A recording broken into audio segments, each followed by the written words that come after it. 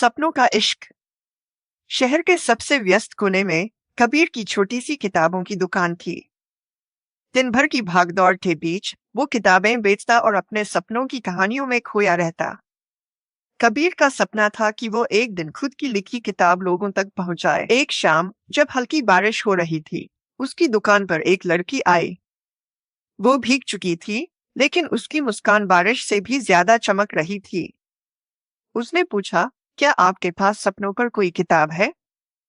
कबीर ने कहा, यहाँ हर किताब एक सपना है। लेकिन आप कौन सा सपना ढूंढ रही है? लड़की का नाम जोया था। वो हर रोज कबीर की दुकान पर आने लगी, कभी कोई किताब लेने तो कभी बस बातें करने। धीरे धीरे दोनों के बीच एक अजीब सा खिंचाव पैदा होने लगा। कबीर को जोया से बात करना अच्छा लगने लगा, लेकिन जोया के चेहरे पर अक्सर उदासी होती। एक दिन कबीर ने पूछ ही लिया, तुम हमेशा इतनी चुप चुप क्यों रहती हो? जोया ने हल्की सी मुस्कान के साथ कहा, मैं अपने सपनों को पूरा करने के लिए यहाँ आई हूँ, लेकिन मेरे सपने अधूरे हैं। कबीर ने कहा, सपने अधूरे नहीं होते, बस सही समय का इंतजार करते हैं। कहानी में नया मोड़।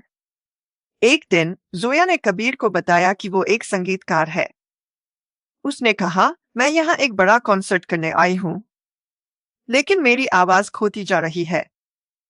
डॉक्टर ने कहा है कि अगर मैंने ज्यादा गाया तो मेरी आवाज हमेशा के लिए चली जाएगी। कबीर चुप हो गया। उसने महसूस किया कि जोया का सपना उसकी जिंदगी से बड़ा है। संघर्ष और इश्क का सफर।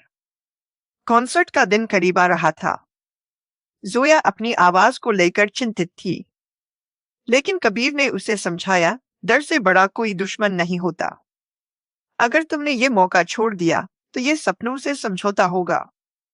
जोया ने उसकी बात मानी। कॉन्सर्ट का दिन आया। जोया ने अपनी पूरी ताकत लगाकर गाया। सभी लोग मंत्रमुग्ध हो गए, लेकिन गाने के बाद उसकी आवाज धीमी पड़ गई। जोया को एहसास हुआ कि उसने अपने सपने के लिए सब कुछ दांव पर लगा दिया। कबीर ने उसे ढांढस बंधाया, तुम्हारा सपना सिर्फ गाना नहीं, बल्कि लोगों के दिलों में जगह बनाना था, और तुमने वो कर दिखाया। एक अनोखा अंत। कुछ महीने बाद कबीर ने अपनी पहली किताब छपवाई। उस किताब का नाम था सपनों का इश्क। जब जोया ने उसे पढ़ा तो उसकी आंखों में आंसू आ गए। H Y. उसने कबीर से पूछा, ये कहानी किसकी है?